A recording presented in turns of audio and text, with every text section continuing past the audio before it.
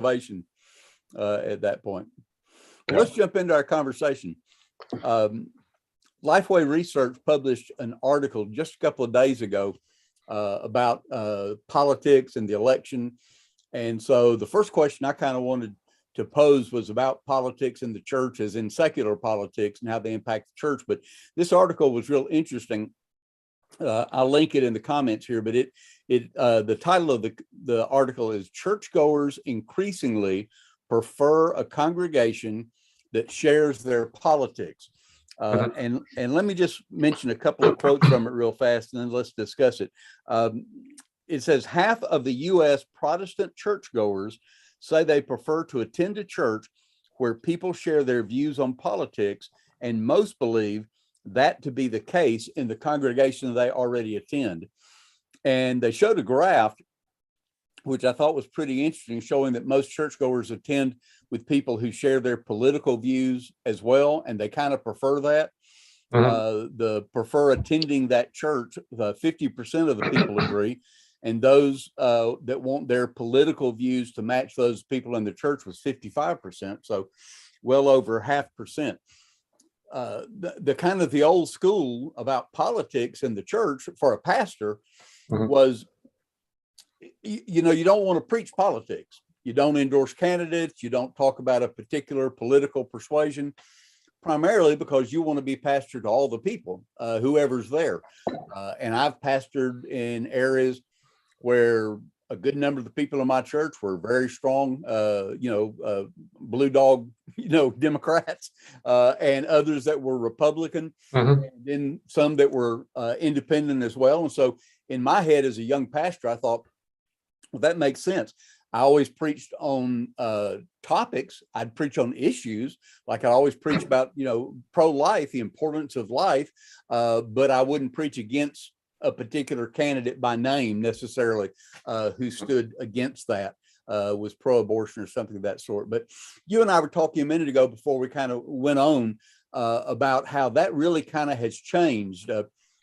Do you think churches need to, I've always thought the people in the church need to be engaged in politics, because we need to be salt and light in every area of our community. But what do you think now about the engagement of people in the church and churches as such, maintaining a political view as far as the secular political view?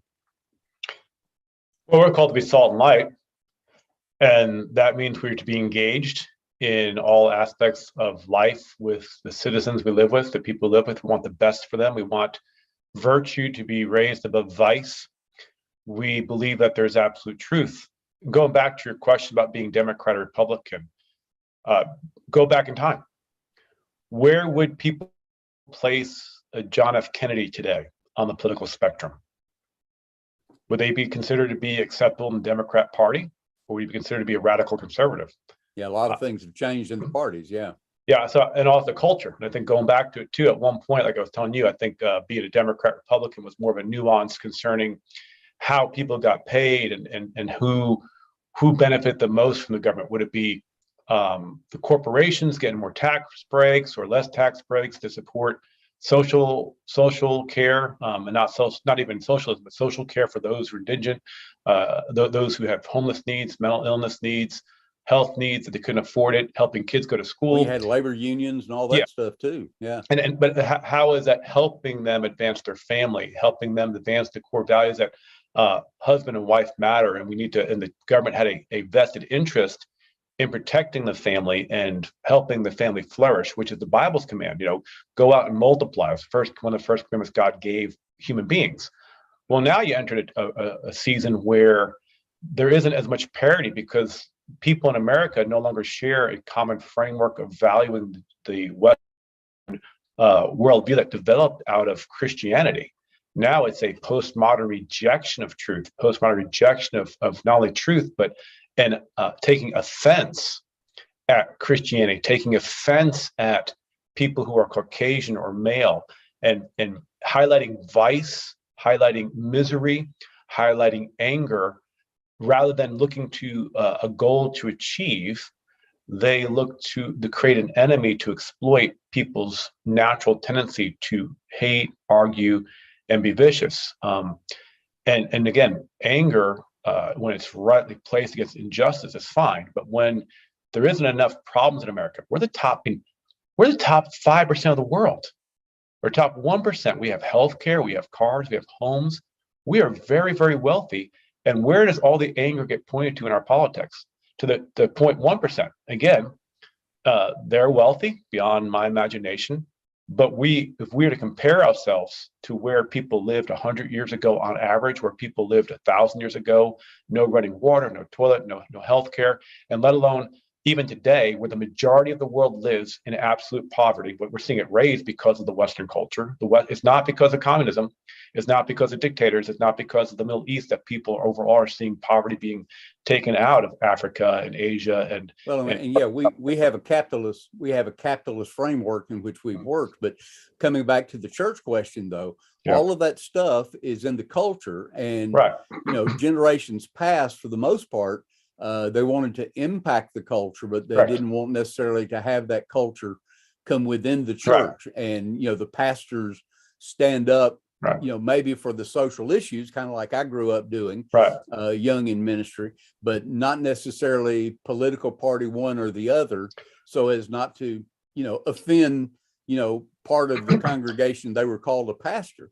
Because that's the higher calling, obviously, is to be able to pastor those people. Yeah, and I disagree with that. Okay, unpack because that. I think Ben Havner said it well.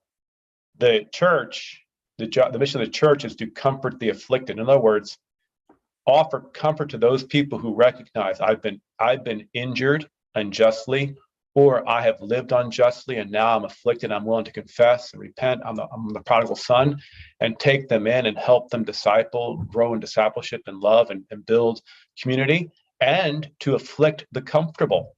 So church is not about making people happy, but that's what happened with this whole seeker-sensitive and seeker-driven movement.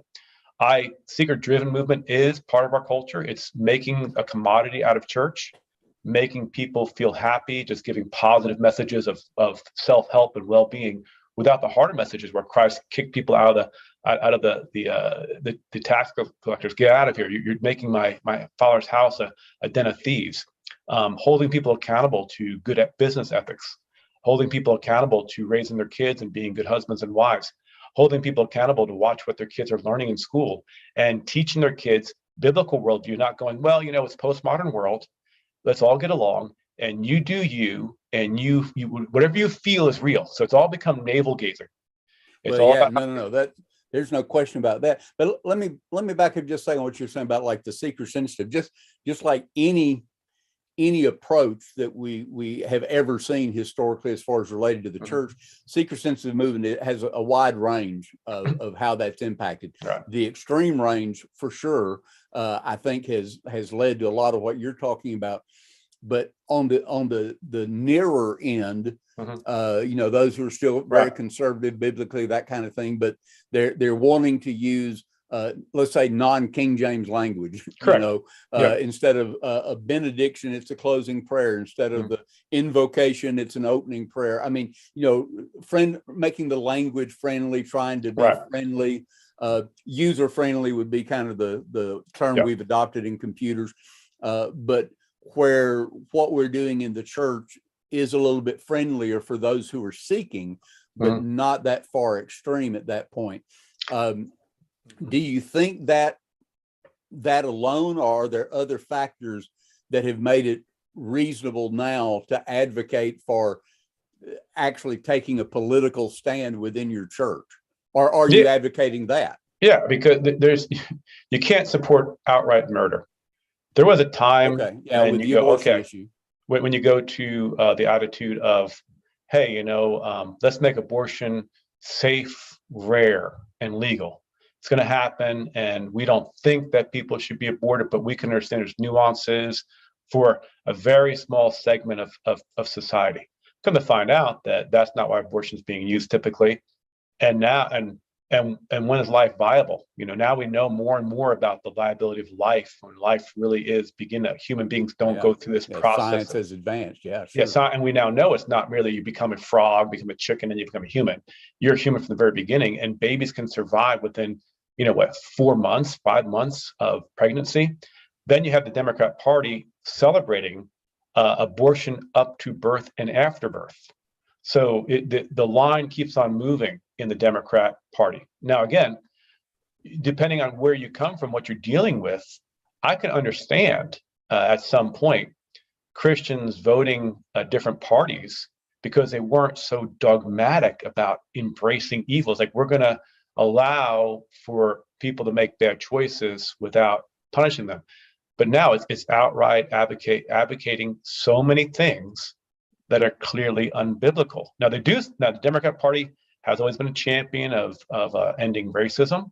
So I can understand when, if I'm a victim of racism or feel like there's racism a problem in my culture, and go, well, the abortion agenda is not being moved ahead by this group, but this party candidate will help move my family's concerns forward. And when I talk to Christians who really are, I believe, have a genuine, experience of being able to give a testimony, that may have voted for candidates who were of that party that the party plank is abortion. They explain going, we don't like abortion, but we don't see the other party moving the issue anywhere differently. And we have a real problem in our inner city, our community, our families. We want to have our families supported and restructured. We want to see single moms being rewarded. We want to see them encouraged. We want to see kids trained in school. And this group is not doing it. This group is actually focusing on those things that touch our heart or family. So we're going to ignore the evil that we don't like for this platform that we are concerned about and is happening locally for us.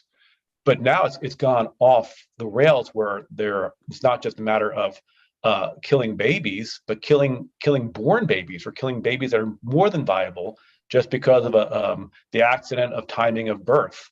You have the issue of there is no marriage anymore because marriage is anything you want it to be. Now they're going to say it's just two people who love each other. How do you limit that? Based upon what? Tradition? Based upon biology? No, they're just making it up as they go. So why can't it be, 3 guys and a gal, like the Revelation talks about in Matthew? Would 3 of them come to men? We'll take care of you. Give us your name. There's no structure, and we know kids function and their optimal outcome by far exceeds any other group when they have a mom and dad raising them together. And the evidence is pretty clear on that. Yes. So let me go back to the church, because we're doing this on Election Day, November 8th, 2022. So there are lots of issues that are really out there that are being debated. Yep. We're talking inflation. We're talking the political issues of supporting Ukraine, et cetera, pulling out of Afghanistan during this administration. Right. So there is a lot of division and things that people would feel are a moral infringement upon what we've done as a country, and a lot of other things. Not to mention the capitalist versus socialist kind of a mentality. Right, and that's the problem. Socialism is being sold as the solution to all of our problems. And socialism is not the solution. It was totally debunked by what happened in Russia in communist times, and also in North Korea, South Korea. If you could choose where you're born, you can only choose those 2 countries. I can guarantee you, anybody with any sense of any knowledge what's going on would always choose South Korea. Living in China or living in Taiwan, you're going to choose Taiwan. And so the problem is that you have liberals, and it's actually, I like there's a word called transgressives, not transgender people, but they want to, their view of making the future right is to transgress all the things that the Bible says are healthy, holy, honoring God, but also you're made to follow these things. And when you follow these truths, you'll have a better outcome by far than anything else. There is that study they did called I forget what it's called. It's like something about the success ladder. And what they say it was, they said, okay, success ladder. If you want to enter middle class in America, you get an education. Then when you get your education, you get a job and stability. You get married first, and then you have kids. And 95% of the time, you will, even if you're in poverty, if you follow that success pattern, you will end up with a stable, healthy home and healthy emotions and more healthy life. Typically, your kids will be healthy, well-adjusted. 95%. You miss one of those things, the odds of staying poor and being in constant difficulty of stress financially, emotionally, relationship-wise, dramatically decreases, which then affects kids. That success pattern is what the Bible ultimately teaches human beings to do as that's the main core of our life. So the transgressives want to say marriage doesn't matter, gender doesn't matter, family doesn't matter. The state will take care of you. Ocasio-Cortez, remember her? She said, "Oh, here is so and so, and she's single, and she's our own, and the government will pay her way to get to train from New York City to China." Well, Ocasio-Cortez, remember there's an ocean there, so figure that out. Again, these are people that are being taken seriously, and they'll pay for everything. Well, who's paying the freight for this? We're taking care of all these people. Again, it's the workers, the people who are earning a living. How can I have a hard time taking care of my family? Economy's bad. How can I add on another burden of 2 more families that aren't working and don't have any structure, no stability, and no directional life? So they keep on making bad choices because they're taught to disbelieve in truth. Okay, so when you take the idea and you frame it with this transgressive idea, and there's a destination, as you mentioned, there's kind of a destination in mind.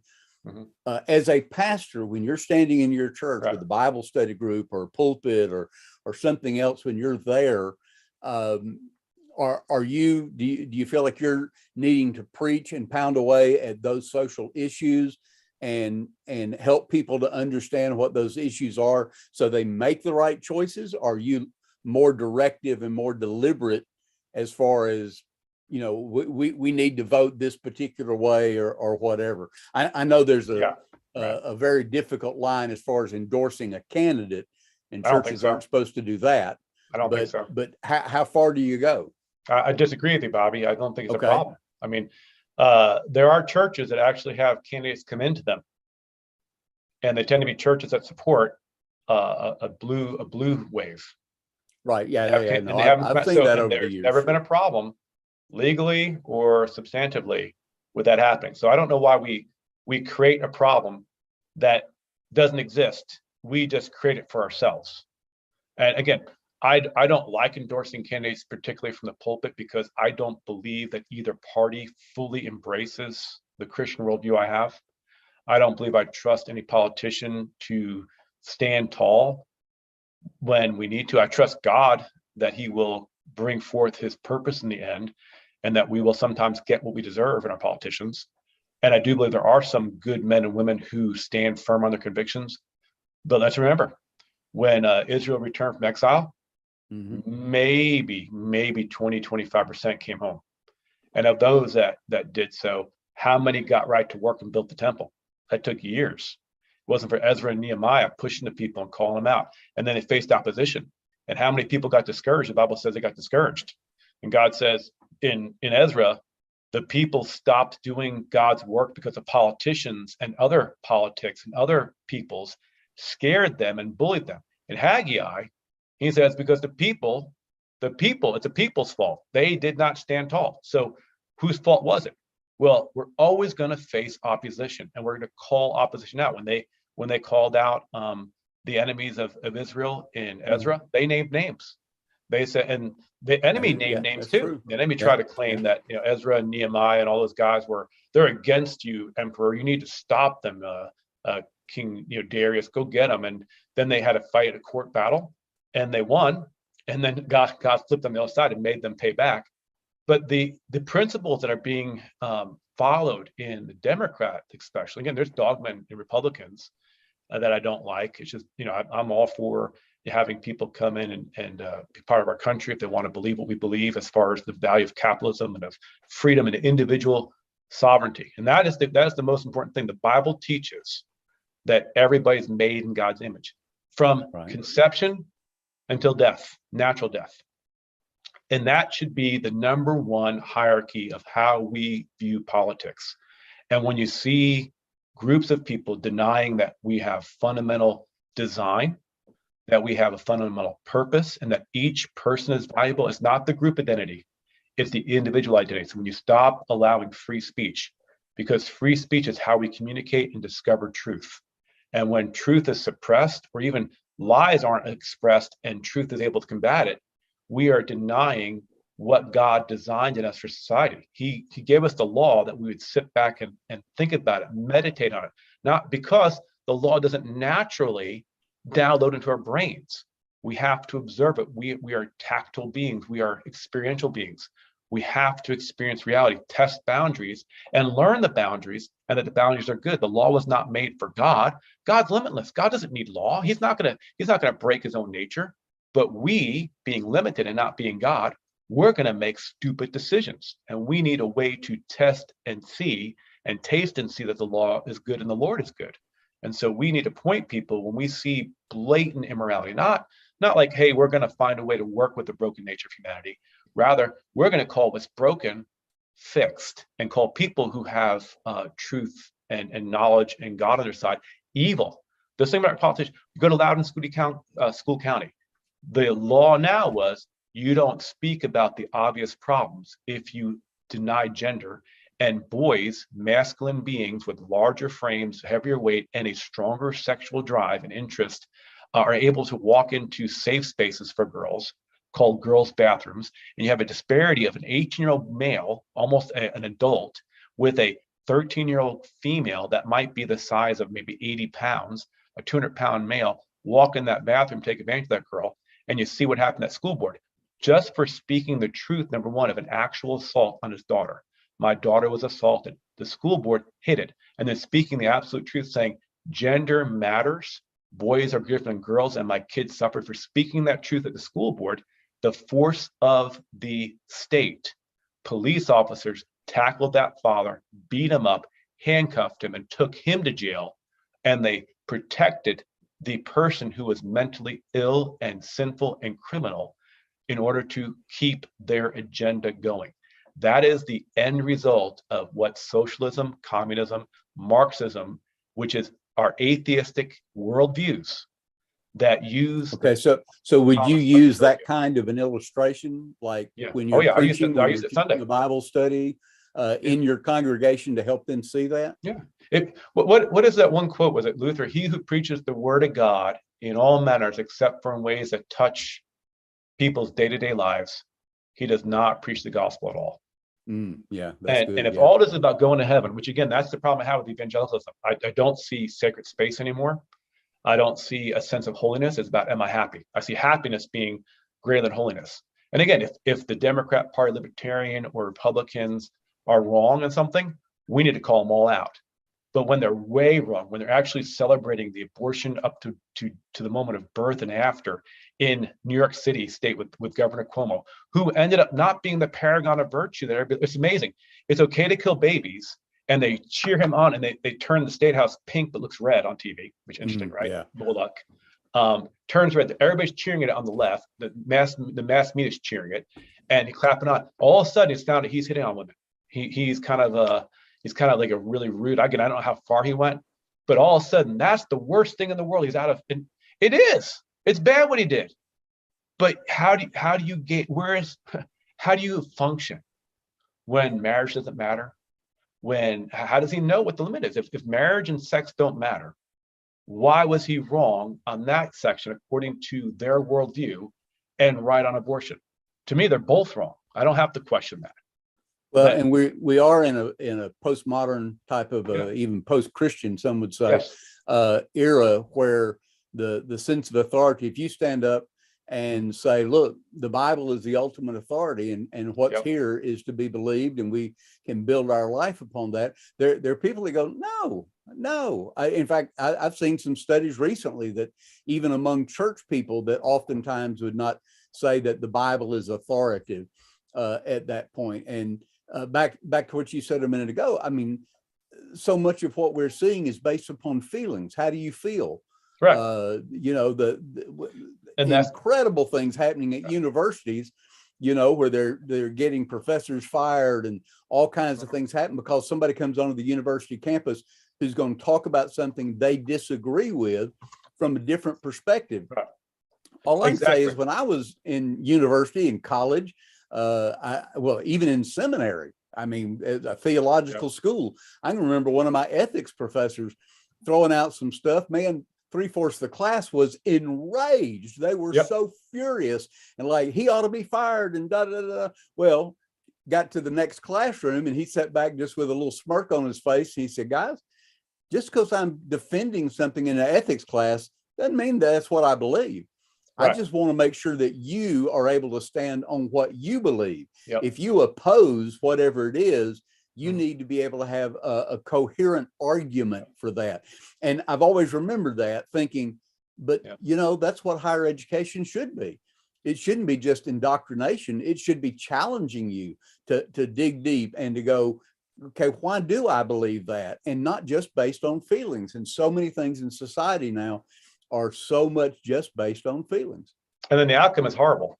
And we end up paying for it. Apparently I sat down with our state senators. I was in Washington, D.C. 4 years ago and sat with some of our representatives from Indiana and other representatives, as well as senators, and spent a Bible study with Mike Pence's office. But one of the things that struck me as I go pray with senators and representatives here in Indiana. And we go to their office and pray with them and ask them if we can pray for them and help them out. One guy said, pray for America's families, pray for people to get back on track. He said, 95% of the work I do, 95% of the money we spend are all trying to fix problems that the family was designed to take care of. And break down the family, break down in virtue. And the only place that has it, you're not going to find virtue in science. Science does not tell you how to live. Science doesn't even answer most of the questions we ask every day. How do I feel? What do I need? What's the right decision here? How do I treat my wife? How to treat my husband? How to raise kids? Science does not answer those questions. It can just tell you what is. But how do you go from an is to an ought without having a supernatural, a directive, a metaphysical state of being? And again, most of us live in metaphysical, but the modern worldview denies anything. It's hard materialism. And most people don't live that way, but they've been taught to think that that's what truth is. And it short circuits them from hearing the gospel, hearing the truth. There's going to be I can say, and I would just challenge anybody, that the Christian worldview, that each individual that is made in God's image is the foundation of their belief that they are special and they have rights. And without that view, why do you think you're just a zygote, that you're just an amoeba that became a monk, basically a tadpole to a frog, to a monkey that climbed down the tree one day, and it was all by chance and violence that you survived? So why do you think if you're weaker, you have any rights at all? Because it's all about survival of the fittest in species. If you're not the best of the best, why should Mother Nature, if that's all there is and there's no God, why should it allow you to live and have a happy life? Maybe you should just be suffering, which we don't believe that, but people don't think it through. They are Christian through and through in when they cry and whine, but when they want to sin, they all of a sudden want to get rid of the baby Jesus with the bathwater. And they don't realize that they are like the insane person that is chopping at the basement of the insane asylum. And a worker said, hey, what are you doing? Because I don't like the basement. It's a problem. And the person said, you live in this building. But he goes back to, yeah, but I'm on the third floor. It didn't affect me. And like, remember, I think it was Simpsons too, where the dad Homer, he drank a gin of vodka and lard or something. And someone said, Homer, you're going to be really sick later on. He goes, that's a problem for future Homer. I'm sure glad I'm not him. And that's our world. People make these dumb decisions that, like, it's like watching a train crash. I can't tell you how many times God has shown me this person's living in sin, this person's lying. I've actually God, the Holy Spirit says this person's lying. You have a detector, and it's blatant. And God says this person's going to suffer this way. And it's like watching a train crash. You can see two trains running into the bad choices in reality, and you see them coming, and you watch, like going, you can hear the blaring sounds, but they keep on doing it, and then wonder why. Why did I crash? It's the church's fault. It's the pastor's fault. Everybody blames somebody else when the reality is, unless somebody had total control of your life, Yeah. And even Boy, when we've devolved into the Simpsons now. We're in trouble.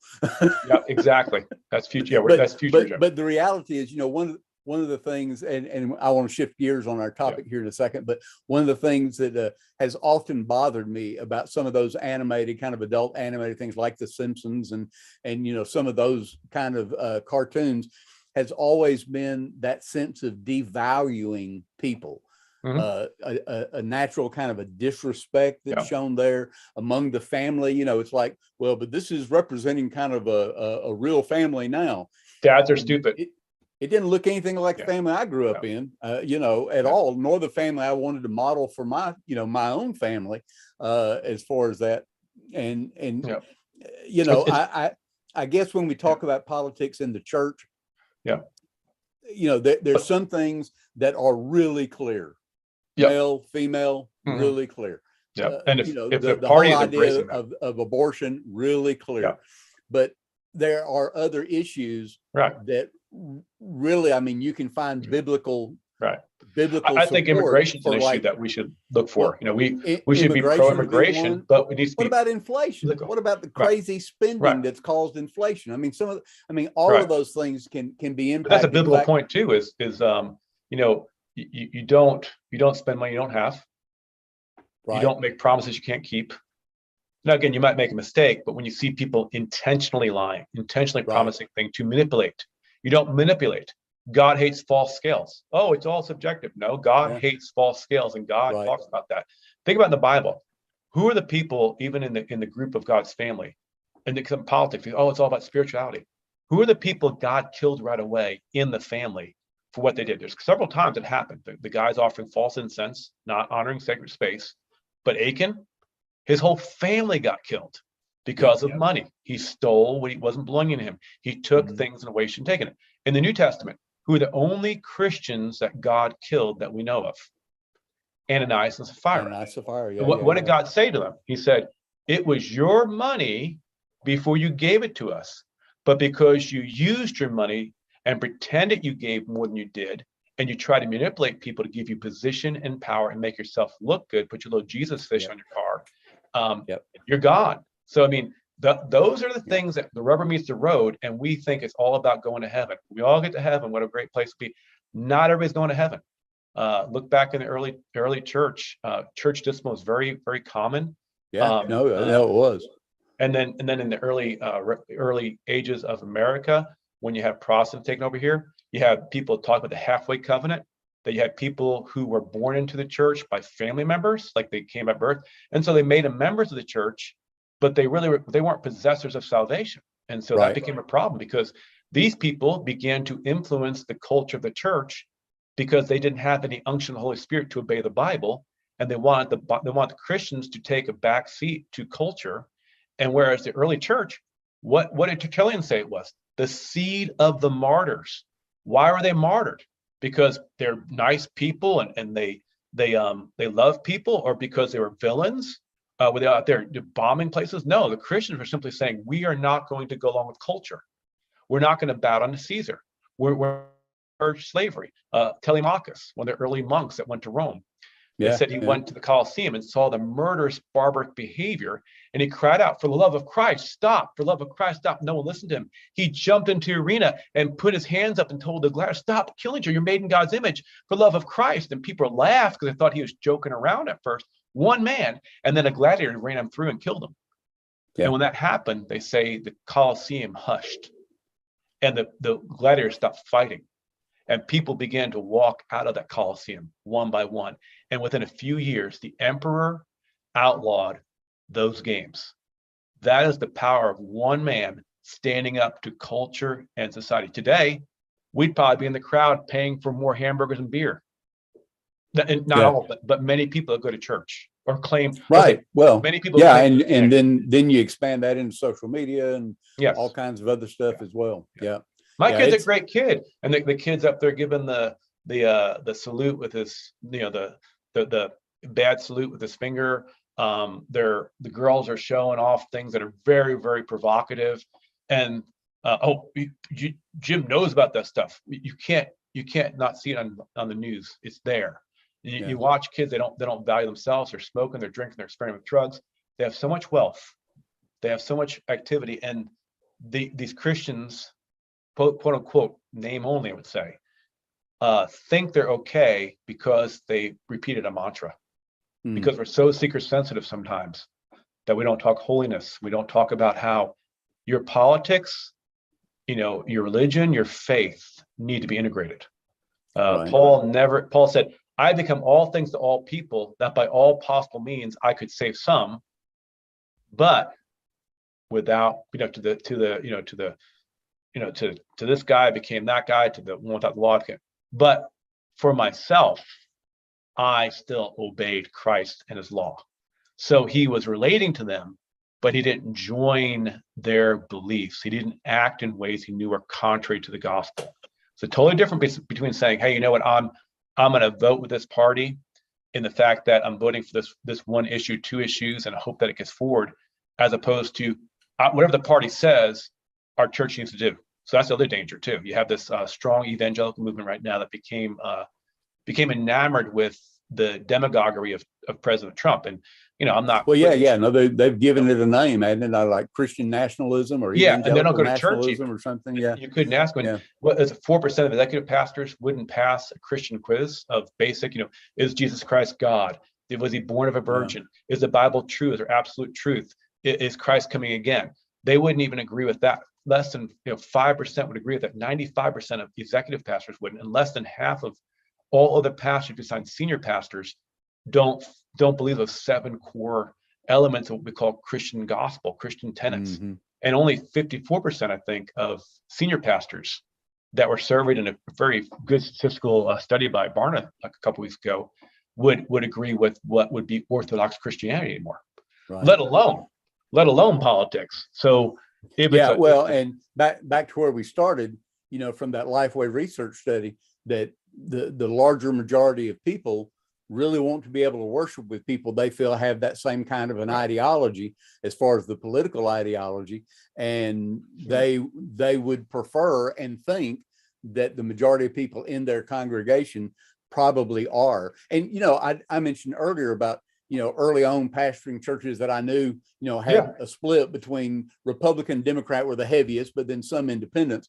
But I would venture to say probably now, these many years later, that even some of those same churches probably don't have near that kind of a mix now. No.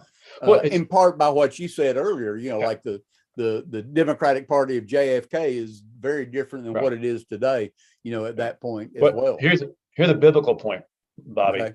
You remember when you had Jeroboam and Rehoboam fight? Then you had Jeroboam, because Rehoboam was not doing right by God's eyes either, but he kept 2 different places to worship in Dan and Beersheba, the bottom and the top, to stop the Jews from going to the 3 festivals that required in all 6 if they wanted to give them a passivity, a rational way to not obey God's Torah law, right? Which is the way you identify with God in the Old Testament and politics. So he set that up. If you look at the population after that happened, you will see that people moved from the other 10 tribes to Judah. And that's why those 2 tribes grew, because people said, I am not going to compromise with culture.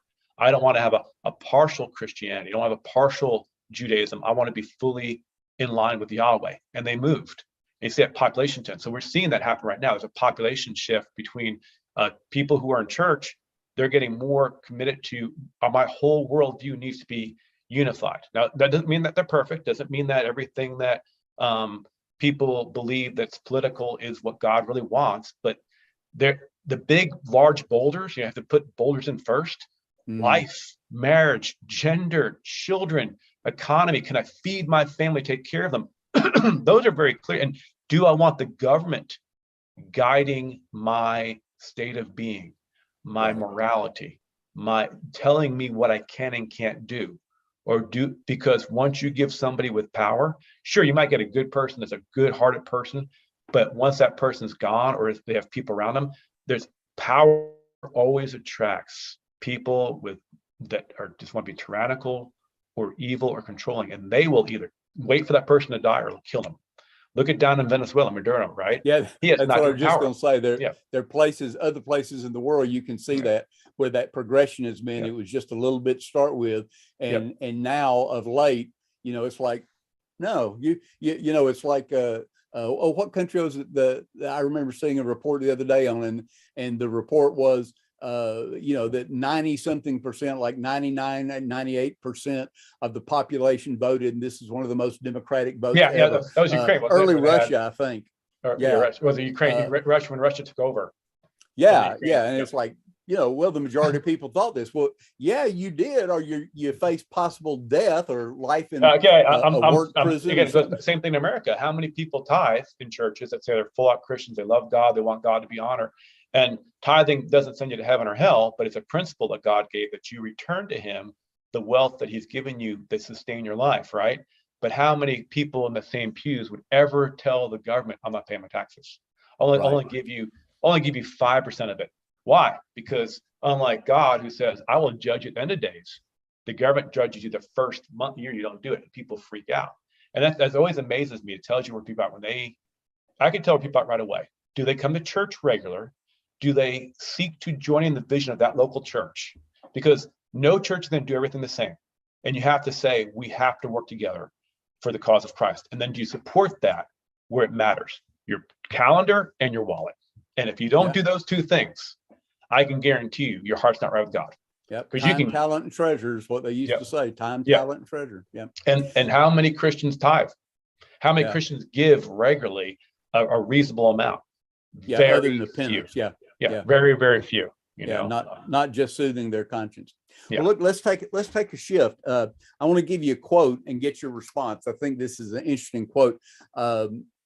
Tom Cheney, in an Instagram post yesterday, I believe it was, he posted this quote from a revitalization conference. He leads church revitalization, and he was talking about putting together a church revitalization, what he calls like an assistance team, somebody that's going to be like a help in the transition to revitalize a church. But here's the quote by Tom Cheney, and I want to get your response. He said, "Negativity is the toolbox of those seeking the status quo."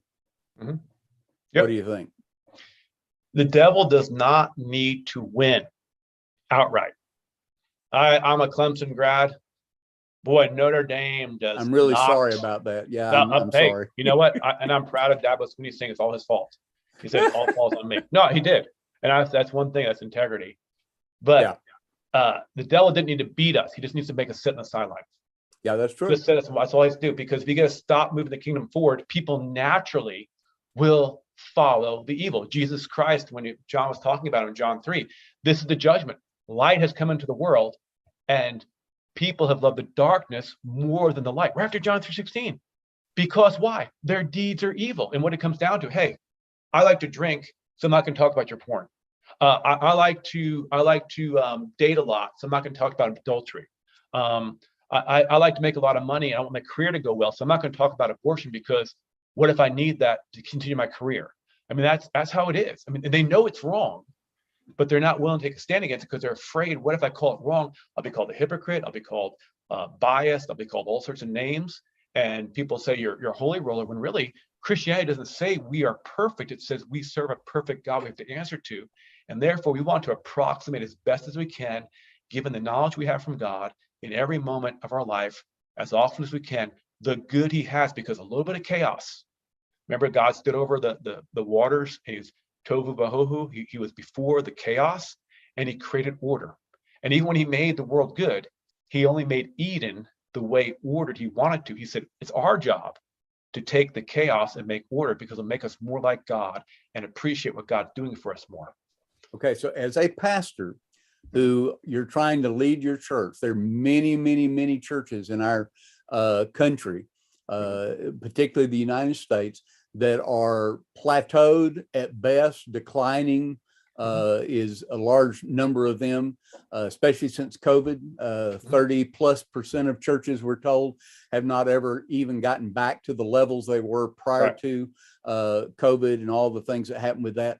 So Cheney is talking in that quote, he's talking to these church replanting pastors, these revitalization pastors. And this is the other thing he said. He said, look for those who will find opportunity in every obstacle.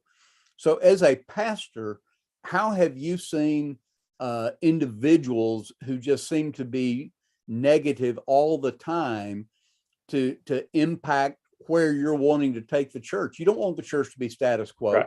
But his quote, when I saw that, I thought, oh my goodness, negativity, the toolbox for those seeking status quo. How have you seen that impact your ministry? You're always facing that. That's not new. It's the reality. You're going to have people who come to church for wrong reasons. They come to church, want to make profit. They want to sell houses. They want to sell insurance. Not that all do that. I mean, it's fine to be insurance salesmen. They want to take advantage. How do you handle this? I mean, I but get the reality is that they're coming for other reasons than for spiritual. How do you respond to them? How do you try to move them beyond or help people move? I don't think you can. I don't think you can. When somebody says they're Christian, they're inoculated, and they're doing things like that. They're inoculated to Christianity. It's only new people that are open, the afflicted people. So I got problems that you can do that with. You have to face that. That's reality. Now, it doesn't mean you give up totally, but where are you going to put your time in? A negative person? They talk about it in business all the time. Who do you put your time into? The people who want to move forward. Yeah, that's true. And you need to preach against sin so that people can identify that's a negative person. They're not criticizing to help. They're criticizing to get attention and power. And you got to recognize who are the real disciples and who isn't. I need to take a break if you don't mind. Can you take me off real quick? Yeah, go ahead and take a break. Yeah. I'm going to give another quote. I think this is a great quote. I saw this on social media this morning. Actually, it came from a text from John Bullock, a friend of mine. But he wrote this, and I thought it really stood out. Especially when we're talking about the politics and some of those kind of things that are happening today. And here's what he said. He said, private courage with public cowardice makes for poor character. Private courage with public cowardice makes for poor character. John Bullock said that.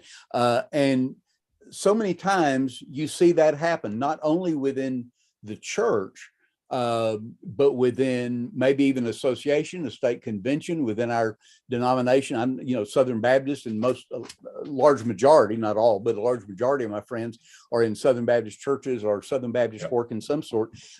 And too often you'll see and hear them behind the scenes making some kind of a comment, talking about a relationship like with the North American Mission Board or Executive Committee, and they'll be saying things there, but when it comes time to be public and speak publicly, it's all glowing, it's all sugar coated, it's all honey, and so the public impression is that wow, things must be really going great at that point. I just thought it was a great quote. Jim, since you're back with us, let me get kind of a little feedback. The quote again is, private courage with public cowardice makes for poor character.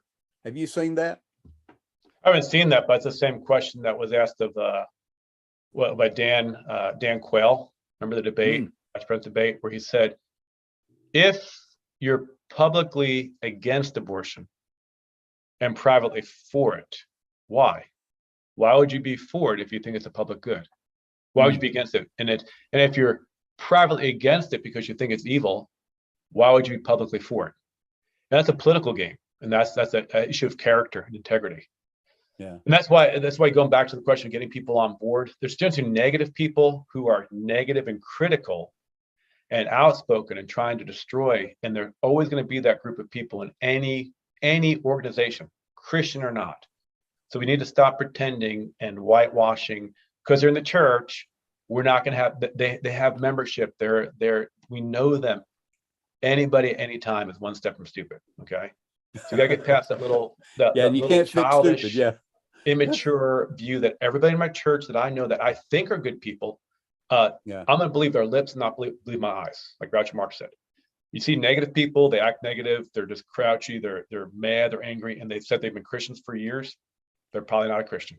Just reality. Well, and in the denominational life, as I read that quote, what really was a zinger to me is I can think back of so many conversations behind the scenes, just like small groups of denominational leaders, and it's kind of like, puff their chest out and stand up tall, and you just see it in their eyes, yes, I think so and so and so and so. And then as soon as a particular individual came in the room, whether it be an entity leader or something else, man, they were totally quiet.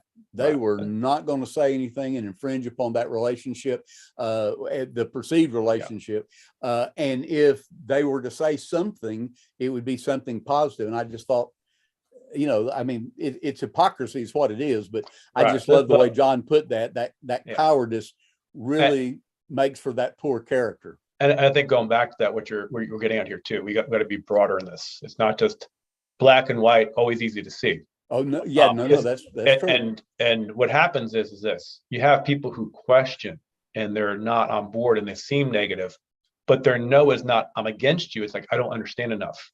And so things you need to do as a pastor in a church and as leadership is to empower leaders to make decisions because they understand the framework of Christianity. And that's what the fight. What's the biggest fight in churches? The real biggest fight between pastors and churches is 90% of pastors say, if we don't push evangelism, all the purposes of the church fail.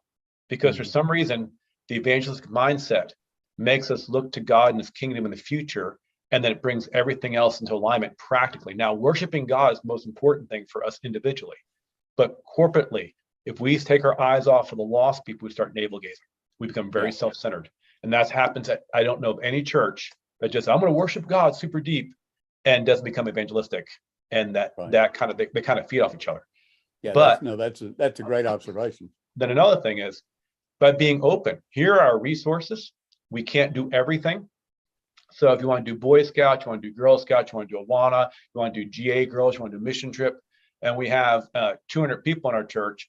We don't have enough leaders to do all of them. We don't have enough finances to keep those mechanisms going. Because without money, there's no mission. You can do certain things without money.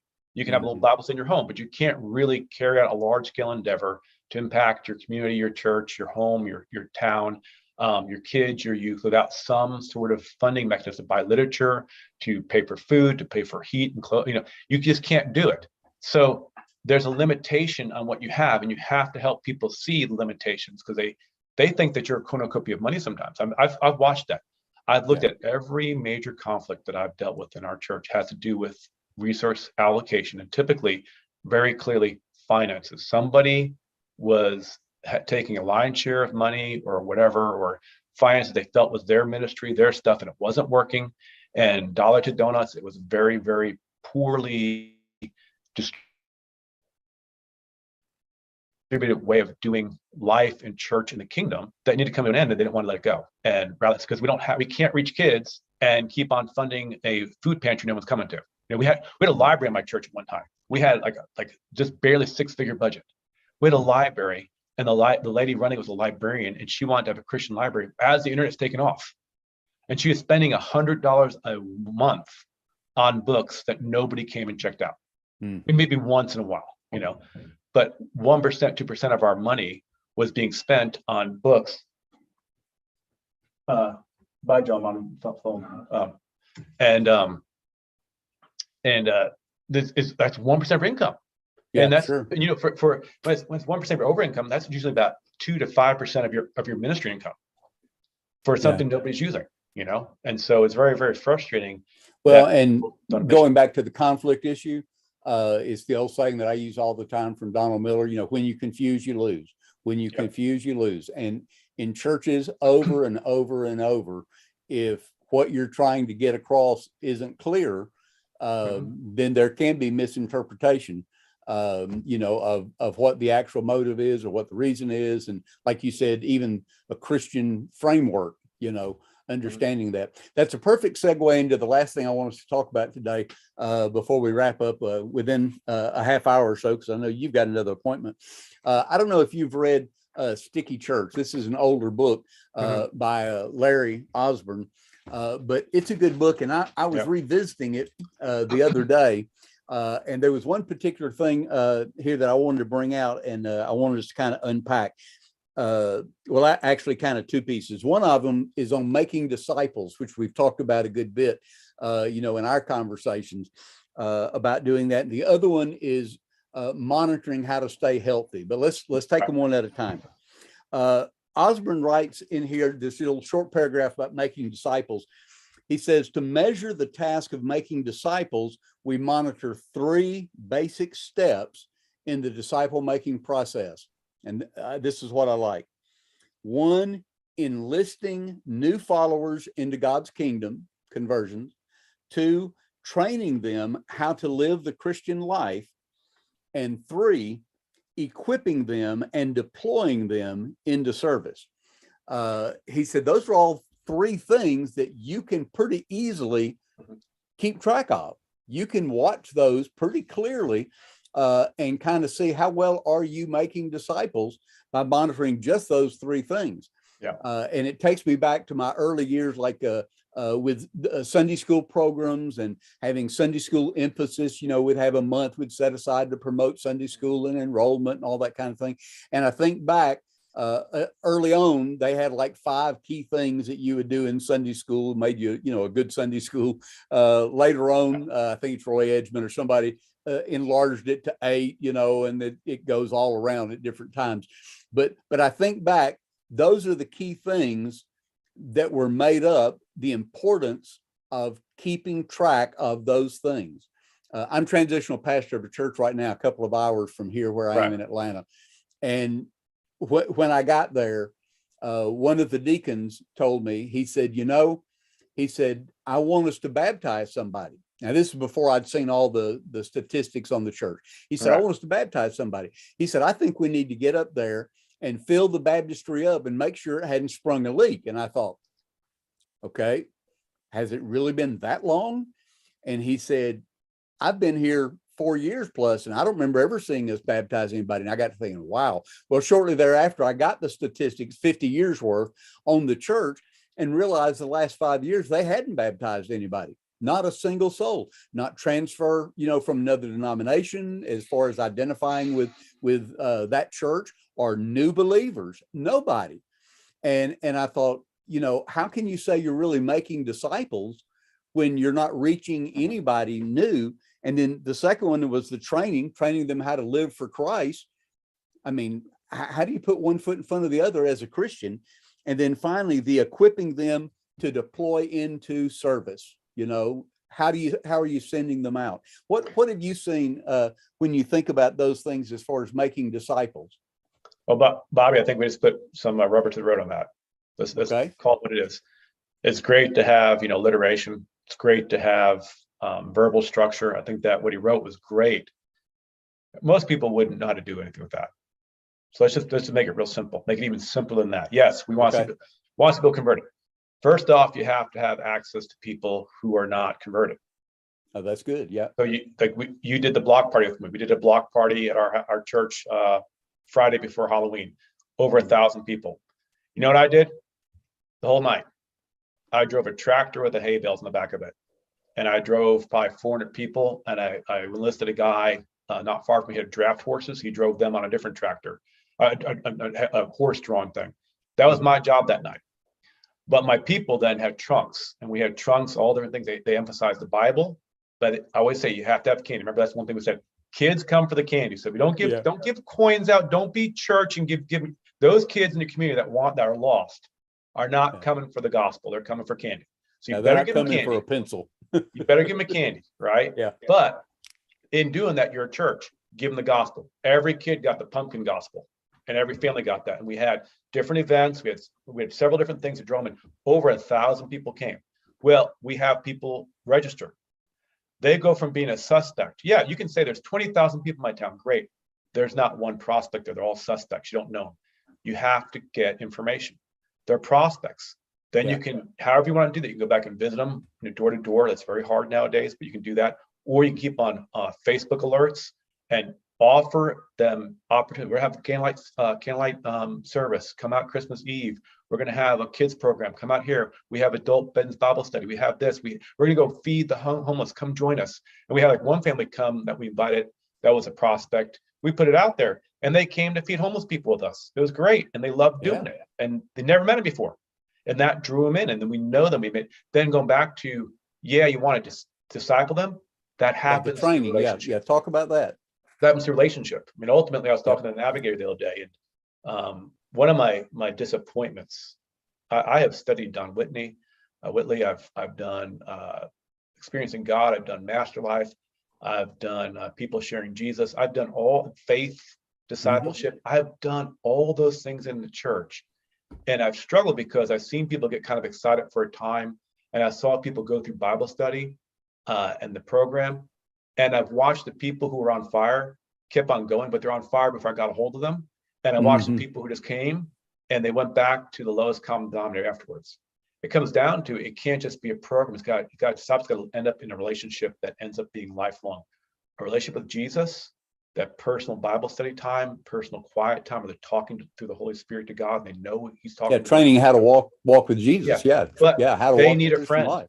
They need to be able to say, I have a life group that the people, they know me, I know them. And when I ask questions, how to apply, how do I take care of a baby? My baby's not sleeping through the night. They get discipled in practical life as well as spiritual life, which is all spiritual, Romans 12:1, right? Therefore, commit your life, your body, your mind, your soul, everything as a living sacrifice, not just one part, not just Sunday. So they need to have a friend. They need to have that room, emotional room, social room in your church family. And that goes back to being evangelistic. If you're always thinking, the only thing, we reach people, and I got my 12 people in my Bible study, and we're so tight, I can't imagine creating a new Bible study. Well, you're being selfish. You're being selfish. Right. And then ultimately, because you need to release people to do ministry through the Word of God, through Christ, whether they're going to be a missionary going to feed homeless people, work with women in a shelter, teach kids Bible study, teach youth, teach adult Bible study, be part of the worship team, be part of a mission team, be part of a Christians Business Alliance.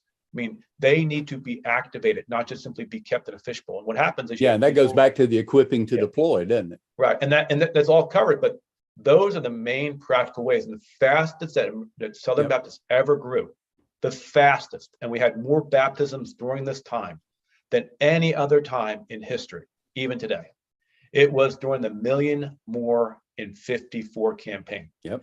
And the Million More was not a million more baptisms. It was simply the first connection. It was enroll 1 million people into Sunday school or life groups. Enroll 1 million people who are not going to church or not studying the Bible or not Christians into a small group fellowship where they're welcome, they're wanted, and they can work. That's what it came down. And when that happened, Southern Baptists went from being below Presbyterians, Methodists, to being a small little podunk denomination that nobody noticed, to becoming a million member denomination. The property that we had for God to honor Him quadrupled, I believe. The missions giving shot up like 1,000% within a decade, because of the impact of people thinking about inviting new people to be part of a small group fellowship where they're welcome, they're wanted and trained, and they were worked. They had and in those days, the primary approach to that was through a Sunday school. Yep. And I told somebody just this week, it doesn't matter really if you're talking about quote unquote small groups and home groups, or if you're talking about a Sunday school. The components for both are really the same. If you're going to grow effectively, you have to develop that Sunday school group and have the understanding of what it's there for. I talked to a guy just about 2 weeks ago, and I asked him, I said, well, did you enroll this person in your Sunday school? It was somebody who'd visited a couple of times, and he said, enroll? We don't enroll people. Why would we enroll anybody? Right. And I thought, oh, my soul, because I grew up, as a young minister, enroll anybody, anytime, anywhere that they're willing, that was just kind of my mantra. And I mean, I've enrolled people on paper napkins and all kinds of stuff, but all that was a connecting point.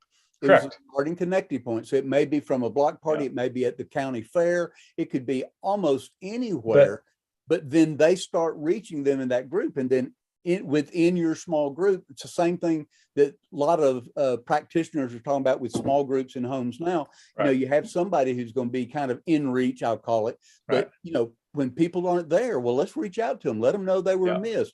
What about new people? Let's make sure they feel welcome when new people Correct. come. Let's have Welcome somebody them. who's kind of keeping track of our stewardship. How many contacts are we making to engage people, that kind of thing. And all of those things are just very basics, Bobby, to growing. Yeah, go ahead. When you were going to grammar school, high school, if you missed class or you missed school that day, or you did something the teacher didn't want you to know, didn't want you to do. Yeah. How many people told your parents? How many? 2, 3, 4, 5? Yeah. At least one, and sometimes more than one. Yeah. Because the community is so connected, and people have front porches, and they went out and they talked to each other, and people didn't travel as far for work. Yeah, and you couldn't keep it hidden. Yeah. Right. But also they were connected, and they cared about each other, cared about the kids doing well, right? And there's a natural thing, like you knew your friends that you walk right in, right? Today, what do people do? Their backyards, their front porch, they come in, garage door opens, closes, they go on the internet and they shop. They don't interact like we had a grocer, you had a deli, you knew the deli guy, you knew the pizza guy, you knew these people personally, and people had personal skills. The new generation has almost no skills. Yeah. And we think they're going to magically, again, a romantic view of church, God's going to zap them and they're going to demand to come to life groups. Even back in the day of Arthur Flake, he said, people do not read their Bible willingly. They don't do it typically. People never beat down the doors to go to life groups or Sunday school, and they never will. They have to be invited. If that was true back when our culture was much more connected, physically, emotionally, relationally, and families knew each other that went to school, and kids knew each other very, very well, and people would come together if a house burned down right away, and they gave to people they knew. How much, and they need to be invited then, how much more now do we need to be the active invite? I know it's not comfortable. Most people are not extrovert like that. Most people don't like change. But if we take the gospel seriously, we train our people to take it seriously and challenge them, hopefully a few more people will invite, and hopefully that becomes part of the culture. But if you don't invite people and don't welcome them, they're not going to get saved. Yeah. I'm sorry. We are the means that God uses. I don't care what your soteriology. It all starts with the relationship. Yeah.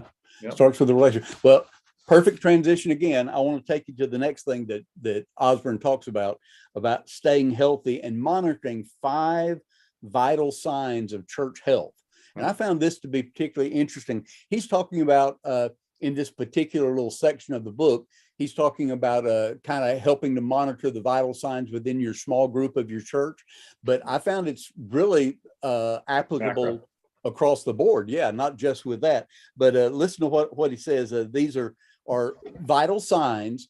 They all basically are equal because they all are vitally important. So it's not like one has to be more important necessarily than the other, or is, but depending on what you're doing would be how they rate.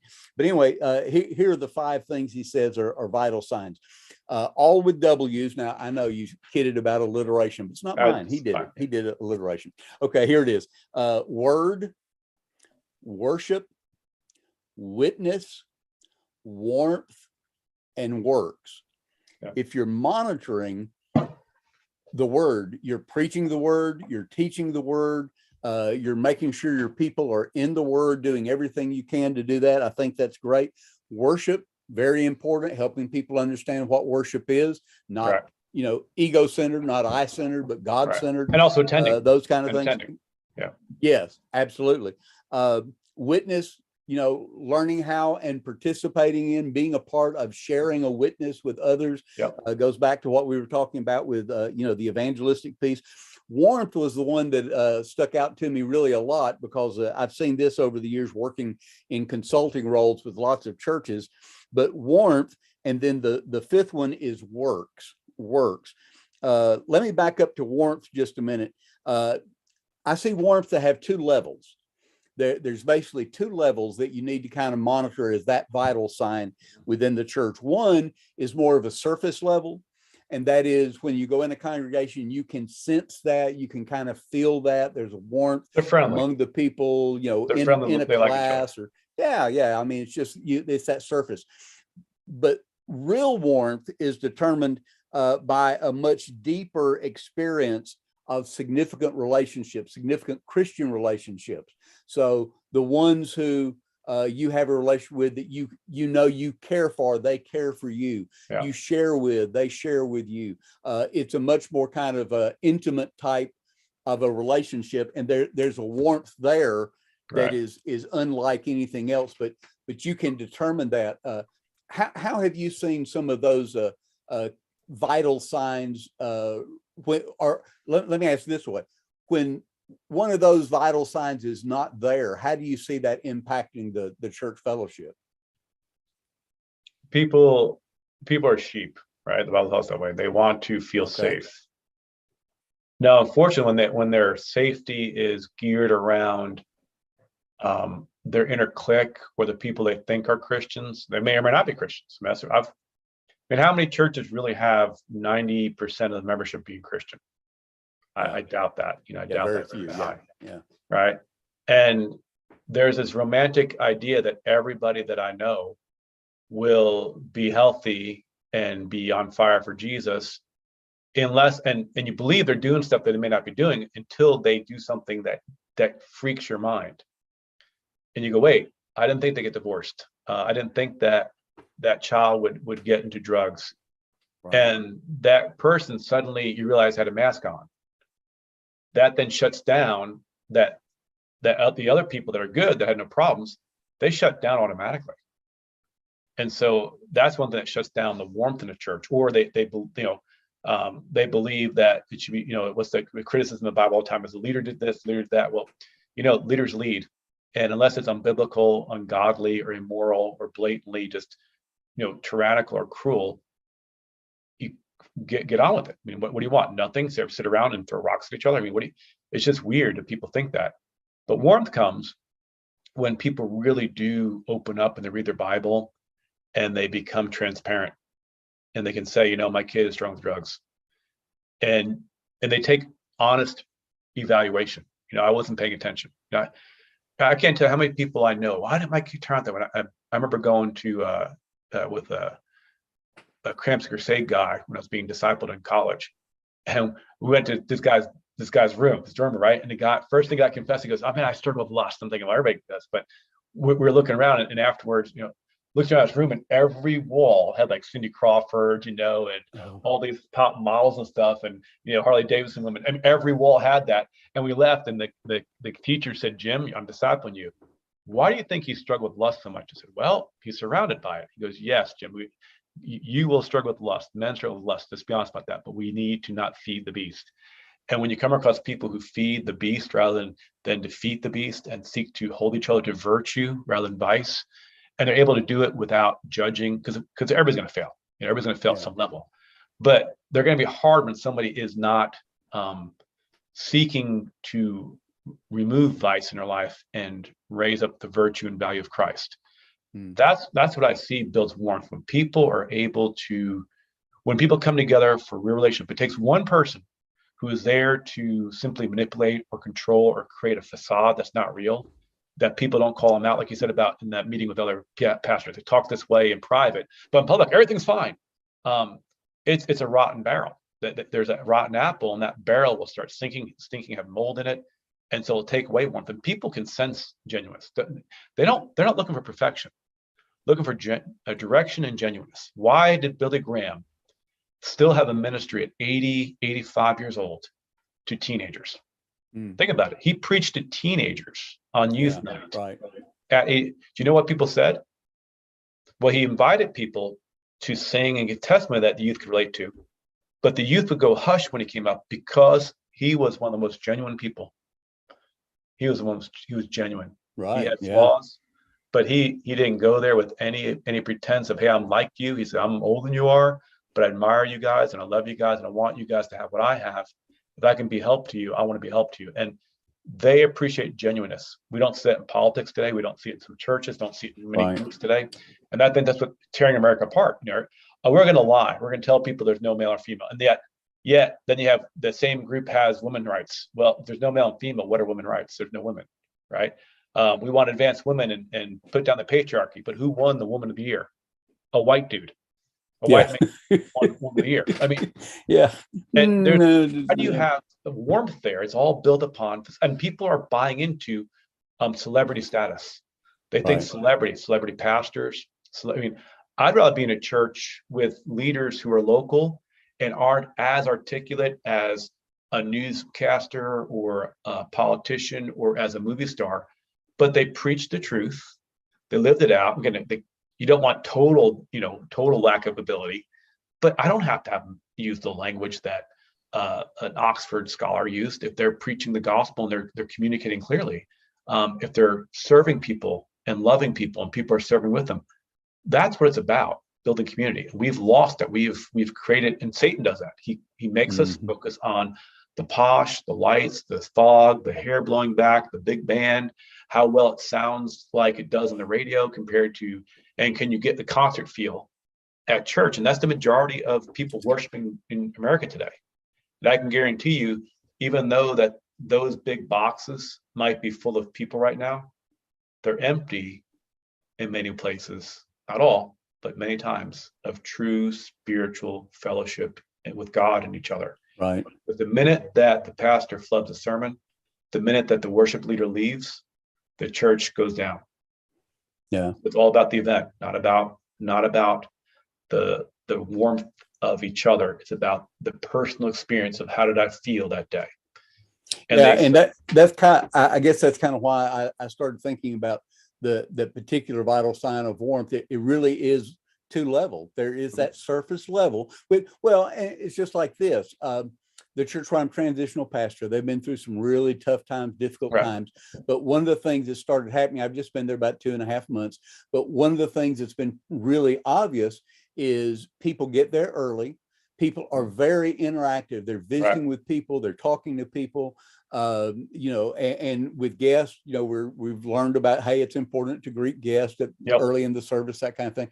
And then at the end of the service, man, there are times I'm ready to lock my door and head out, and there's still people standing around because there's just that sense of community. They're communicating and talking with each other, and that's a sense of warmth that you pick up. And to be real honest, when a lost person or an outsider comes in, the church was running in the mid-30s or so, when I was there about 2.5 months ago, and we had 49 Sunday. We had kind of a high attendance day about a month ago, had 59.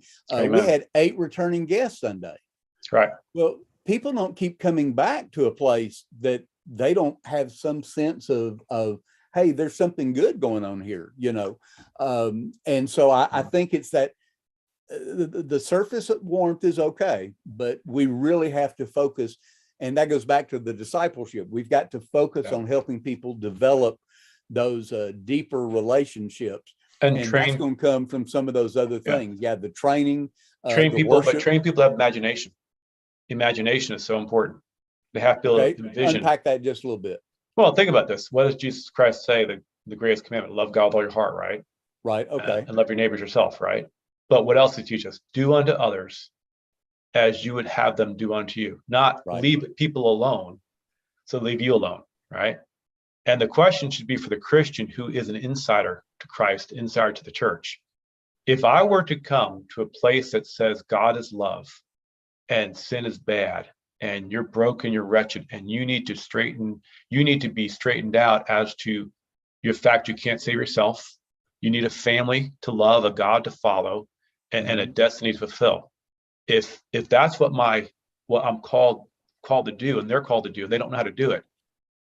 I need to think, what would it be like for me entering into this group of people that are on the inside and know everything?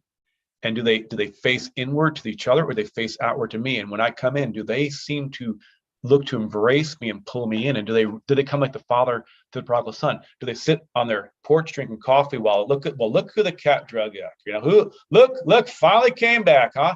Or do they run to that lost person who has no relationship and make them know you are wanted here, and let me help you assimilate to this group? Or you sit back and hope they figure it out. And far too often, people without imagination, they're not with ill intent. They don't consider how stressful it is to enter that fellowship. And if you don't catch them early on, the devil is there. He said, oh, they don't want you. You're not good enough. They're going to judge you. You can't make it. You don't have time. You're sleepy. It's going to interfere with your day. You can't shop. You can't do your laundry. There's a billion reasons why the devil will give him for not being there, even though you don't need a billion reasons to be there. You need the one. God exists. He's real. He loves you. Jesus Christ rose from the grave. Follow him. And if that is the most profound thing in the world, that Jesus Christ died on the cross and rose again. And if we don't capture that he fought sleepiness off that Sunday morning and got up out of the grave, and we can't get out of bed, we can't be excited that people came, that he is drawing people to church, he is drawing people to you. If you can't get excited about that, I don't know what Jesus you met. And we got to think that way. We got to imagine that way instead of being comfortable at, what's it say? Was it a Joel or Haggai at ease in Zion? Woe to those who are at ease in Zion. We're at ease in Zion, and the church is dying as a whole. Yeah, no. I always say we can't just sit soak and sour. Yes, exactly. That's a good thing. Can't sit soak and sour. Because that's what we do. We get very comfortable and then we start souring. Can't pack your bag and go to pity scene, have a pity party. Yeah, have a pity party. Well, Jim, let's wrap it up for today.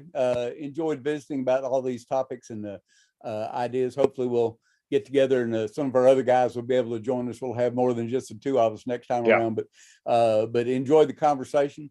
And this has been good. Always learn a lot when we get together and visit and dialogue, even when we might disagree or when I play the devil's advocate sometimes along the way to push you a little bit. But I could be wrong. It's been good. Yep. It's been good. And I think you've got another appointment, so go enjoy that. So I will. Be good. All right. Take care, man.